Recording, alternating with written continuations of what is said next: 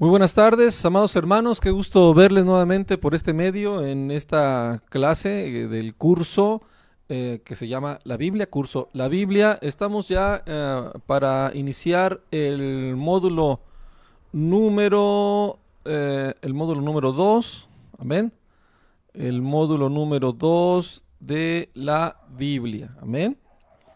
Les recordamos que este curso es un curso básico de una serie de 3 cursos, el de la Biblia, otro de la iglesia y después un curso de oración y fe, que son un tronco común, unos cursos básicos para la carrera ministerial. Así que estamos trabajando para llevar estos materiales, esperando que ustedes puedan tomar este curso y prepararse más en su crecimiento espiritual. Sin más preámbulo, amados hermanos, vamos a orar para que el Señor nos ayude en este día a glorificar su nombre y sobre todo a poder aprender más de su bendita palabra. Vamos a orar. Padre, en el nombre de Jesús te pedimos que nos ayude, Señor, a caminar en tu gracia, en tu misericordia. Ayúdanos, Señor, porque solos no podemos. Ten misericordia de nuestros pecados, de nuestras iniquidades, de nuestras debilidades. Acuérdate que somos polvo y líbranos, sálvanos, Señor, porque en ti somos salvos. Ayúdanos a luchar contra las aflicciones de nuestra vida y sobre todo caminar en la gracia y el amor de tu nombre para adorarte, para exaltarte siempre. Te lo pedimos, Señor, en el nombre que es sobre todo nombre, en el nombre de Jesús. Amén y amén. Muy bien, amados hermanos, sin más preámbulo, vamos a iniciar el módulo número 2. Vamos a hablar de la composición de la Biblia, un tema muy interesante de cómo está compuesta la escritura. Ya vimos parte de su estructura principal, el Antiguo Pacto, el Nuevo Pacto o Antiguo Testamento. Nuevo Testamento, ya entendimos un poco de la historia, cómo es que se ha llegado el libro hacia nosotros a través de los concilios, a través de los elementos arqueológicos, ¿verdad?, que se han encontrado. Es importante entender que hay demasiadas copias, ¿no? Por ejemplo, del Antiguo Testamento, del Nuevo Testamento tenemos demasiadas, casi más de 1500 escritos, entre libros completos y extractos, 1500 escritos. Todo este material da evidencia que realmente la palabra nos ha llegado por medio de la gracia del Espíritu Santo. Muy bien, vamos a iniciar con este tema, sin más preámbulo. Muy bien, ya vimos que hay dos partes de la Biblia, el Antiguo Testamento, Nuevo Testamento. Y ahora vamos a entender sus componentes. Bueno, la Biblia tiene 66 libros, ¿ok? 66 libros escritos por 40 autores diferentes, ¿ok? 40 autores diferentes. El Antiguo Testamento contiene 39 libros, ya hablamos de esto, y el Nuevo Testamento tiene 27, ¿ok? Así de sencillo, son 66 libros, una recopilación de 66 libros escritos por 40 autores diferentes. El Antiguo Testamento tiene 39 y el Nuevo Testamento tiene 27. Los autores de los libros van desde Moisés, quien escribió el primer libro del Antiguo Testamento, hasta Juan, quien escribió el último libro del Nuevo Testamento. Moisés escribe el Génesis, Juan escribe el Apocalipsis, ¿ok?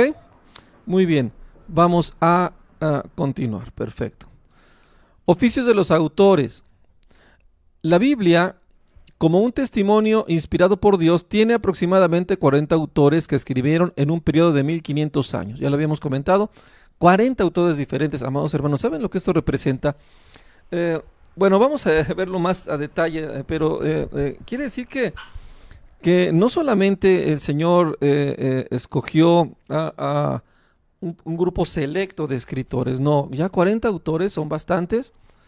Y este periodo que se escribe la Biblia, 1500 años, dice aquí la lectura, abarcando diferentes épocas, culturas y contextos sociales. Amén.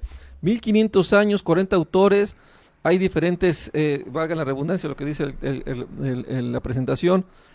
El tema cultural, los contextos, la época, las circunstancias, y todas hacen un equilibrio perfecto hasta llegar a Cristo. Todas hacen un equilibrio perfecto para poder llegar a Cristo revelado en la gracia de la palabra, del mismo tema, la unidad de la fe. Es importante que entendamos esto.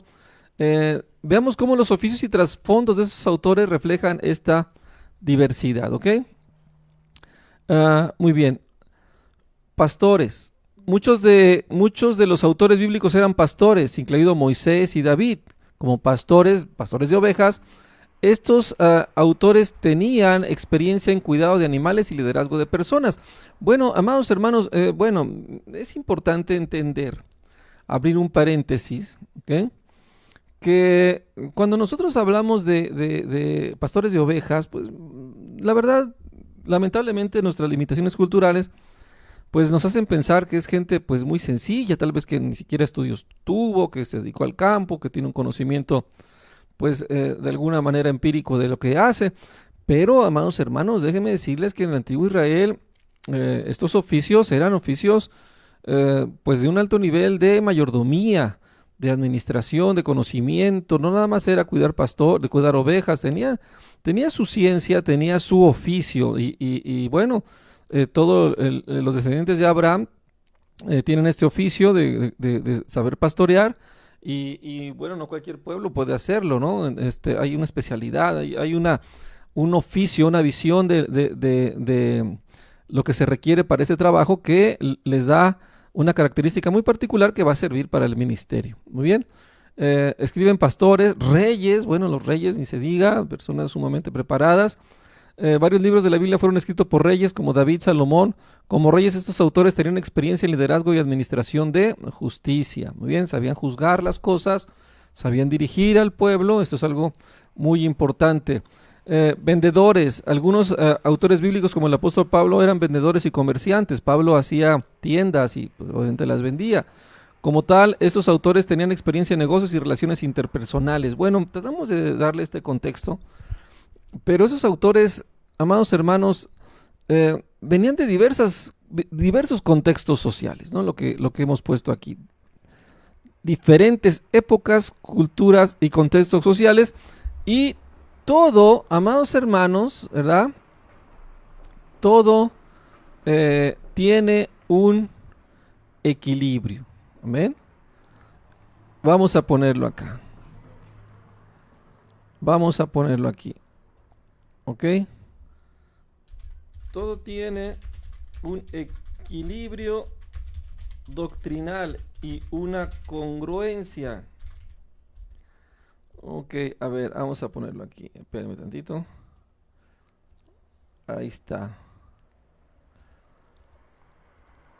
Y una congruencia sobrenatural. Todos hablan de Cristo, amados hermanos. Todo esto habla de Cristo. Todo esto tiene un trasfondo, amados hermanos. Da un equilibrio. O sea, ¿cómo es posible que un pastor, un rey, un vendedor, diferentes épocas, hablen de lo mismo?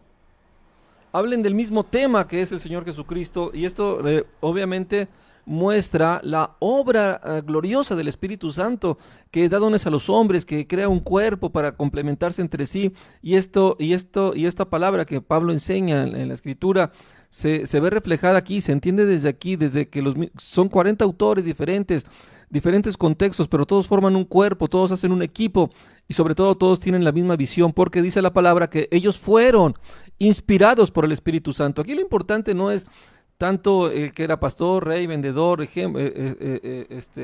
pastor, rey, vendedor, lo que sea, no. Lo importante es que todos fueron llenos del Espíritu Santo. Vamos a ponerlo aquí, ¿ok? Todos estos hombres que dice el apóstol Pedro, ¿ok? Todos estos hombres, el apóstol Pedro nos explica que todos ellos tienen algo en común. ¿Amén? todos ellos tienen algo en común, y es que fueron inspirados por el Espíritu Santo. ¿Ven? Hablaron siendo inspirados por el Espíritu Santo. Qué importante. Amén. Esto es la obra gloriosa que hace el Señor. Este es un milagro verdaderamente, que el Señor pueda inspirar a tantos hombres en diferentes tiempos, en diferentes circunstancias, hacia un mismo tema. Muy bien. Perfecto. Vamos a continuar con la lectura. Ejemplos. Moisés escribe del Éxodo al Deuteronomio. Moisés fue un líder, legislador, pastor de ovejas. Moisés fue criado como príncipe en Egipto, se convirtió en pastor en el desierto y lideró a Israel hacia la tierra prometida. Muy bien.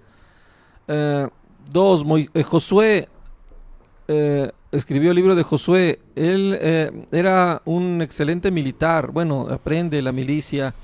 Militar y líder. Josué fue un general y estratega que guió al pueblo de Israel a la conquista de Canaán.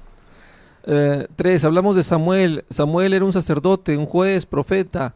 Y Samuel jugó un papel importante en la transición de Israel a los jueces, de los jueces a la monarquía. ¿Okay?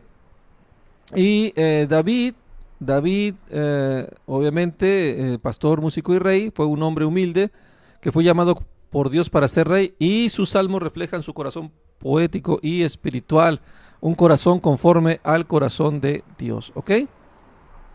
Muy bien, aquí podemos ver entonces cómo estos 40 autores están perfectamente ligados por la obra del Espíritu Santo. Eso es algo glorioso. A veces preguntan, pastor, ¿y quién escribió? O dicen algunos, argumentan, es que la Biblia está escrita por hombres. Miren, amados hermanos, cuando alguien te diga eso, tú recuérdales que obviamente le escribieron hombres, pero hay una característica que no cualquier hombre puede tener, que estos hombres fueron inspirados por el Espíritu Santo. Estos hombres fueron inspirados por el Espíritu Santo. Eso es algo bien importante. Los santos hombres de Dios hablaron siendo inspirados por el Espíritu Santo, dice el apóstol Pedro. Muy bien, perfecto. Vamos a continuar, amados hermanos. Continuamos acá. Muy bien. Oficios de los autores, ya vimos, pero volvemos a recalcar. Una unidad inspirada por el Espíritu Santo, fundamental. A pesar de sus diferencias, estos autores trabajaron en armonía, guiados por el Espíritu Santo, para producir un mensaje consistente y unificado.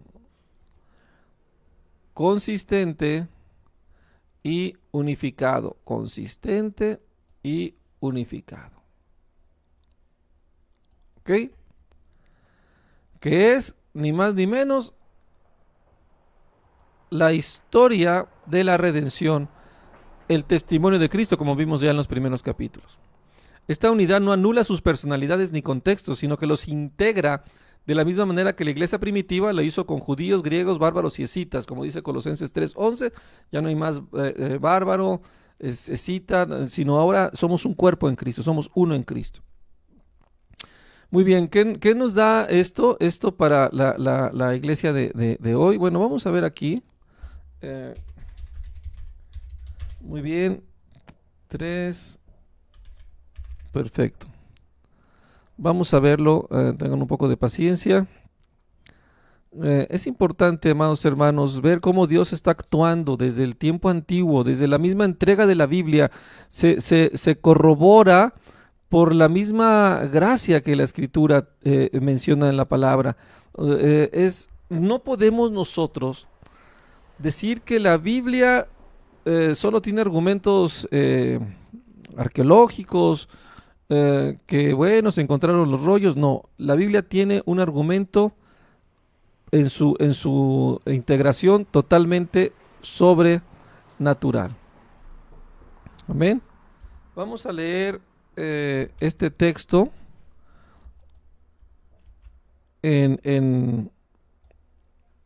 vamos a pasar aquí al pizarrón. Vamos al pizarrón. Ok. Muy bien. Aquí estamos ya en el pizarrón. donde no hay griego ni judío, circuncisión ni circuncisión, bárbaro ni escita, siervo ni libre, sino que Cristo es el todo y en todos. Vamos a subrayar esto. Esto es fundamental. La Biblia se entrega a los hombres en este contexto. Cristo es el todo y en todos. Toda la Biblia marca esto. Desde la misma creación de los autores, ¿ok? Vamos a ponerlo aquí, desde la misma constitución de los 40 autores que fueron escogidos para escribir la Biblia, siempre ha sido Cristo en todo y en todos. Así de fácil, amados hermanos. No vamos a salirnos de aquí. Es importante entender esto, ¿ok? Es importante entender esto. Desde la misma constitución de los 40, desde la misma constitución de los 40 autores, ¿ok?, que fueron escogidos para escribir la Biblia, siempre ha sido Cristo el todo y en todos. ¿Por qué Cristo? Porque Él es el que nos da vida, el que nos da entendimiento, el que nos da sabiduría, el que murió por nosotros. Él es el que hizo posible los milagros, el que hizo posible la redención, Él hizo posible todo. Todo fue hecho por Él y para Él. Hablamos del Padre porque no conocíamos la revelación todavía antes de que llegara Jesucristo, y Él nos lo enseña, la unidad entre el Padre, el Hijo y el Espíritu Santo. 3 personas diferentes siendo una misma en unidad. Dice la palabra, el Padre, el Verbo y el Espíritu Santo, y los 3 son uno, dice la Escritura en 1 de Juan. Entonces, Cristo ha sido el todo. La Biblia es así, la Biblia ha manifestado desde su formación un testimonio sobrenatural donde el Señor Jesucristo está presente como Señor y Salvador de todos los argumentos que han rodeado la composición de la palabra. Por eso es sumamente confiable, por eso la Biblia es un libro que tiene vida, es un libro que refleja la obra gloriosa y la vida de Jesucristo y la expresión de su Espíritu Santo como un Dios vivo. Amén. Porque Dios es un Dios de vivos, no de muertos. Dios es un Dios glorioso, sobrenatural. Y esto es lo que el Señor quiere que nosotros entendamos para tener confianza en la Escritura. Muy bien. ¿Por qué estamos... vamos a regresar. ¿Por qué estamos nosotros haciendo énfasis en esto, en esta parte del estudio de la Biblia? ¿Por qué es necesario, amados hermanos? Es necesario porque a veces el hombre quiere desarticular la creación de la Biblia, su canon, cómo fue entregada, cómo fue escrita, cómo fueron encontrados los rollos, para desarticular su autoría sobrenatural, para quitarla de Dios, para que no la asociemos a Dios. Obviamente uno puede decir, pues claro, cualquier cristiano sabe que la Biblia se asocia a Dios, sí, pero no la gente del mundo. La gente del mundo se argumentan que es un libro cualquiera, un libro histórico. No, es un libro glorioso. Cuando entendamos esto y vemos esto, nos da la confianza de que verdaderamente la Biblia es la palabra gloriosa de Dios por toda su constitución y por todo el testimonio como fue entregada, y cuanto más ya cuando es leída. Cuando empezamos a integrarnos en la palabra, vemos esta parte gloriosa de lo que el Señor hace en nosotros. Amén. Muy bien. Decíamos aquí, lecciones para la iglesia de hoy. ¿Qué aprendemos? ¿Qué ensalta el Señor de cómo Él creó la Biblia aún en esto para nosotros? ¿Ok? La Biblia habla de la diversidad de dones y roles. El don que Dios da a cada persona. Así como los autores tenían oficios distintos, la iglesia está compuesta por personas con habilidades diversas, todas necesarias para el funcionamiento del cuerpo de Cristo. Amén. Dios no se equivoca y todas las personas somos importantes para el cuerpo de Cristo. Todas, amados hermanos. No hay alguien que puedas desechar. Aún el miembro más pequeño es el más honroso, más necesario. Y el Señor, amados hermanos, ha dado esta revelación para que nosotros entendamos que todos tenemos algo que Dios pueda usar para su gloria. Todos tenemos un don, todos tenemos un rol, sobre todo todos tenemos un propósito. Esto lo vamos a ver ya cuando entremos al tema de la iglesia. Pero es importante, amados hermanos, que entendamos lo que el Señor está haciendo en la iglesia, porque siempre lo ha hecho en el transcurso de la historia, pero más ahora por medio de Cristo para glorificar su nombre y para llevarnos a la salvación. Importantísimo. Entonces, estamos hablando que la forma en que se constituyen los oficios de la Biblia nos muestra la diversidad en dones y roles que tiene la iglesia hoy. La unidad en el Espíritu que ha sido antes y será siempre. La diversidad no es una amenaza, sino una riqueza, siempre que esté guiada por el Espíritu Santo. No hay competencia, amados hermanos. No es que uno es mejor o no tiene más capacidad. No, somos un complemento. Lo que le sobra a uno le falta al otro, lo que le falta al otro le sobra a uno. Y así sucesivamente. Y sobre todo, lo más importante, el trabajo en equipo, el trabajo como cuerpo. Los diferentes puntos de vista y experiencias contribuyen a un testimonio más completo de la verdad. Hablamos que los evangelios, hay 4 evangelios escritos por 4 autores diferentes que hablan del mismo tema desde diferentes puntos de vista, y esto nos enriquece para tener un testimonio de la obra de Cristo muy completa, perfectamente completa, sin que nos falte nada para entender lo que el Señor ha hecho por nosotros. Amén. Esto es bien importante, esto es fundamental para tener siempre la confianza en la Escritura. ¿Qué es lo que pretendemos con este curso? Queremos que tengamos, además de conocer cómo se constituye la Biblia, que tengamos la confianza en la Escritura, que sepamos proteger su testimonio, sobre todo eso, defender su testimonio de los ataques del mundo, de las vanaglorias de la vida, de los deseos de la carne. Y si nosotros tenemos conciencia desde un principio que la Biblia es inspirada por Dios, es un milagro glorioso, y ya no solamente por un acto que alguien nos haya dicho, sino porque nuestros ojos lo ven, y para eso es esta capacitación. Cuando pensamos en esos argumentos, hermanos, es glorioso saber lo que Dios hace por nosotros y cómo nos ha entregado la palabra. Muy bien, perfecto, continuemos, amados hermanos, muy bien. Vamos a recapitular y vamos a afianzar este tema. Idiomas en que fue escrita, ¿ok? Idiomas en que fue escrita. Ya lo habíamos dicho, lo vamos a repetir para que quede de manifiesto. El Antiguo Testamento, la mayor parte del Antiguo Testamento fue escrito en hebreo y arameo, ¿ok? ¿Estamos ahí? Lo que refleja la historia y la cultura de los escritores originales y su comunidad.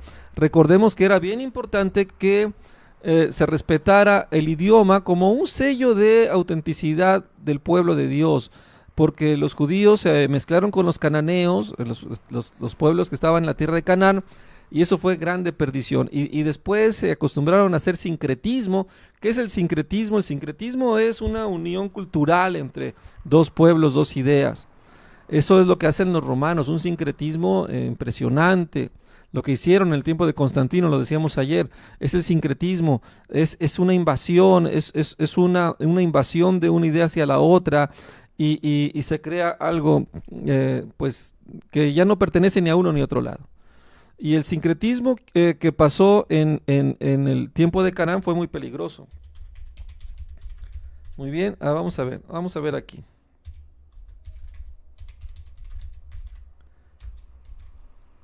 Vamos a ver. Ok.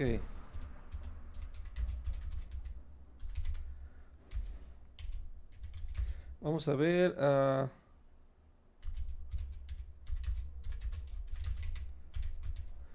Un segundo. Vamos a ver aquí. Ok. Hay que tener cuidado de este sincretismo, amados hermanos.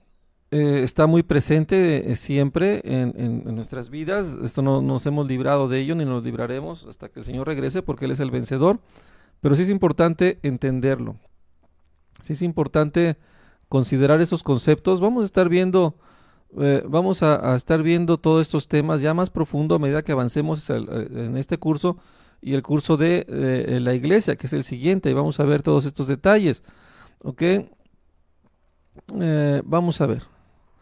Vamos a ver aquí con calmita. Vamos a ver. Vamos a empezar por esto, ¿ok? Vamos a empezar por esto. Muy bien.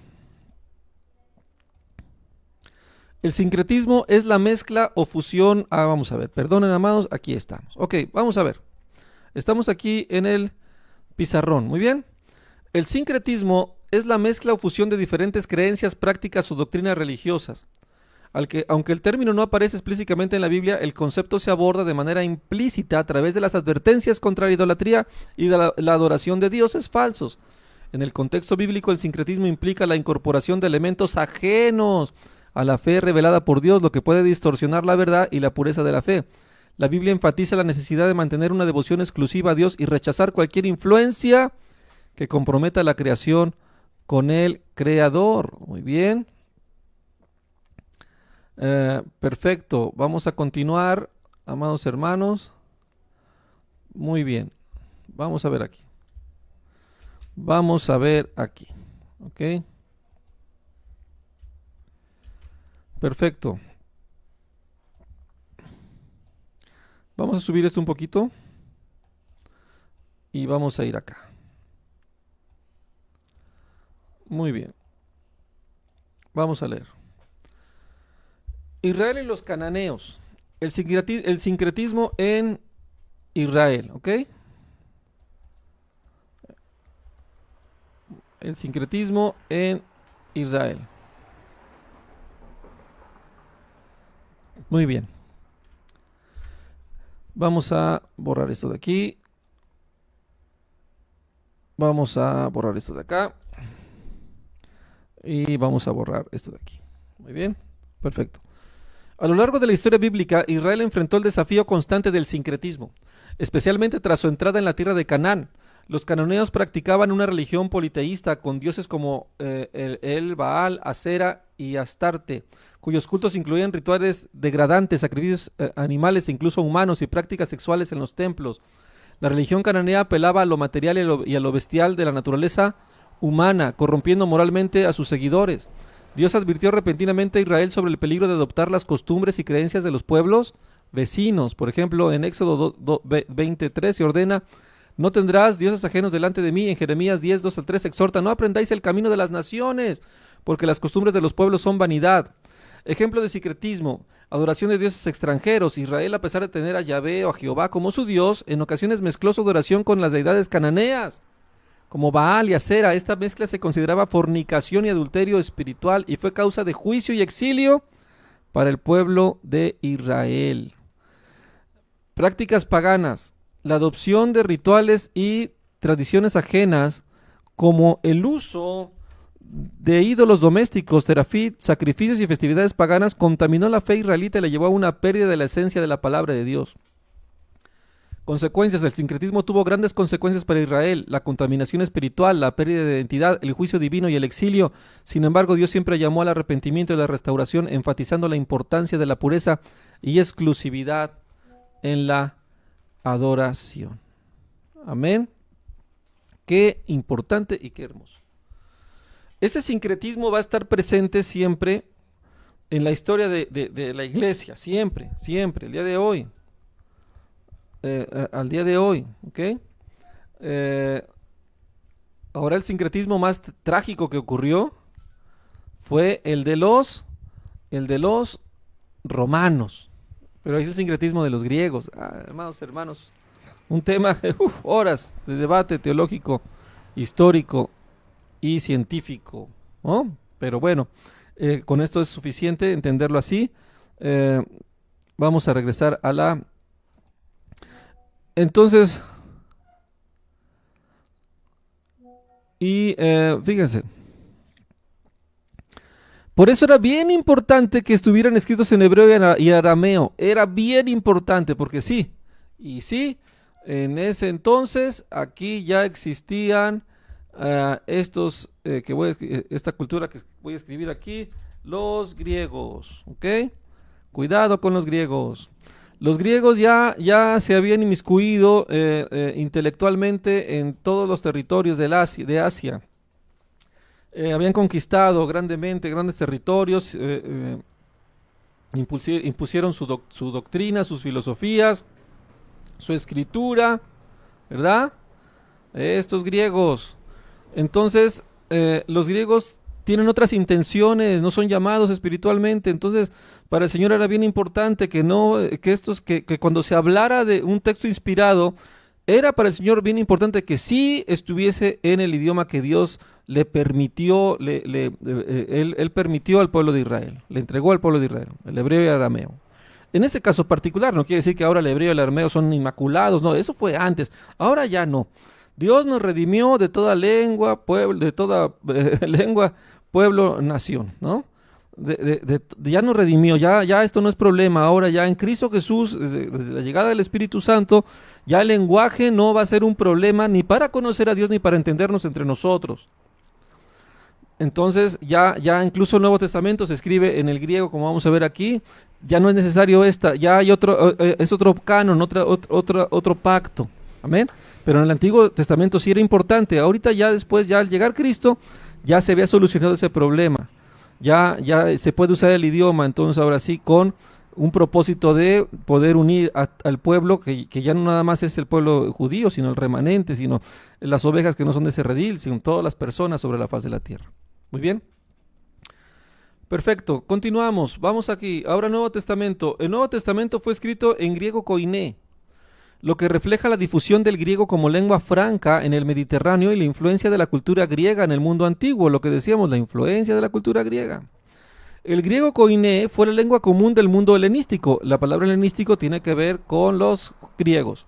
Entre los siglos 3 antes de Cristo y 3 después de Cristo, surgía el griego ático, con influencias de otros dialectos, simplificado en gramática y vocabulario. Se convirtió en una herramienta práctica para el comercio, la diplomacia y la comunicación en el mundo cultural. Tras las conquistas de Alejandro Magno, fue el idioma en el que se escribió el Nuevo Testamento y la Septuaginta, facilitando la difusión del cristianismo entre judíos y gentiles. Su carácter accesible permitió que el mensaje del Evangelio llegara a diversas culturas del Imperio Romano, promoviendo unidad lingüística en el contexto de diversidad cultural. ¡Ay, qué hermoso es esto! Eso es algo hermoso que hace el idioma. El griego koiné simboliza cómo una lengua común puede derivar barreras y ser vehículo de transformación histórica y espiritual. El griego koiné se forma del griego ático con influencias de otros dialectos, se hace más completa. Amén. Y se ve en toda esa región del Mediterráneo, en toda Asia, en los territorios donde se iba a mover el pueblo de Israel, donde se iba a avanzar la iglesia primitiva. Muy bien. Excelente, amados hermanos. Ya, miren, cuando hablamos de lingüística, cuando hablamos del idioma, es apasionante ver cómo esta ciencia tan delicada es tan importante para la comprensión bíblica, ¿verdad? Decíamos ayer que la teología es una ciencia que casi no es ciencia, ¿verdad? Si alguien puede considerar algún argumento, alguien puede decir, bueno, es que la teología es una ciencia porque se ayuda de otras ciencias. Bueno, no necesariamente por eso tendría que ser una ciencia, pero sino tendría que ver con su método. El método científico define realmente la calidad de una ciencia como tal. Pero la teología no lo tiene. La teología toma de las diferentes ciencias y después no les deja llegar al objetivo. Las hace a un lado y finalmente termina siendo la teología lo que quiere, y este ha sido el problema de la iglesia desde que se instituyó como estudio en la iglesia la iglesia romana, naciendo la iglesia romana, se establece la cátedra teológica. Hasta el día de hoy es bien difícil quitarnos esa levadura, y aunque es una buena herramienta, como herramienta es interesante, pero no como un estudio de supremacía de conocimiento, ¿no? Ahora el que tiene la teología se jacta, ¿no? Los doctores, el doctor en teología, si es si no eres de maestro de teología, doctor en teología para arriba, ya no eres nada. Pero esto no es así, porque el Señor no le plació que así conociéramos al Señor. Así que no te preocupes si no estudiaste teología. El Señor puede enseñarte y puede hablarte los misterios de la Escritura, porque les escondió de los sabios entendidos y se las dio a los niños. Eso sí, hay que ser como niño, con esa simpleza y fidelidad que les caracteriza para amar a Dios. Muy bien, amados hermanos, excelente. Bueno, continuamos y terminamos este módulo, ¿ok? Terminamos el módulo 2. ¿Qué les pareció? Muy bien, hagan sus anotaciones, estén repasando los apuntes, te vamos a tener examen y primeramente Dios, ¿verdad? Podamos seguir adelante. Muy bien. Perfecto, vamos a orar para terminar este módulo, son módulos cortos, vamos a en un momento más continuar con el módulo 4, pero vamos a orar, darle la gloria a Dios que pudimos llegar hasta aquí. Padre, en el nombre de Jesús te damos gracias por esta oportunidad que nos das de compartir tu palabra. Gracias, Señor, porque nos permite seguir adelante en el conocimiento de tu palabra. Sin ti no podríamos. Ayúdanos, Señor, sé propicio a nuestros pecados, a nuestras rebeliones. Gracias por tu sangre y por tu resurrección que nos redime, nos ayuda a tener herencia entre los santificados. Permítenos que sigamos adelante en este proyecto. Te lo pedimos en el nombre de Jesús. Amén, amén. Gloria a Dios, amados hermanos, que Dios los bendiga. Nos vemos en el siguiente módulo. Gracia y paz.